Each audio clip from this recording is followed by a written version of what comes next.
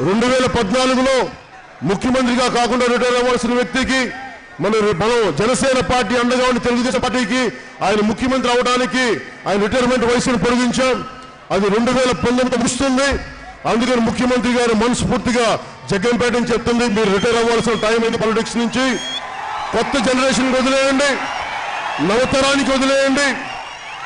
నవతరం అంటే కేసులు ఉన్న వాళ్ళు కాదు, దోపిడీ చేసేవాళ్ళు కాదు, సరికొత్త బాధ్యత ఉన్న ఎవరైనా సరే, దాని పవన్ కళ్యాణ్ కావచ్చు, ఇంకొకరు కావచ్చు, ఎవరో మీలో ఉన్న ఎవరు కావచ్చు, అలాంటి వాళ్ళు కొత్త యువతరం రావాలి, కొత్త రక్తం రావాలి, బాధ్యతతో కూడిన వ్యవస్థను నడిపించే శక్తి సామర్థ్యాలు సమర్థత ఉన్న వ్యక్తులు ముఖ్యమంత్రులు అవ్వాలి.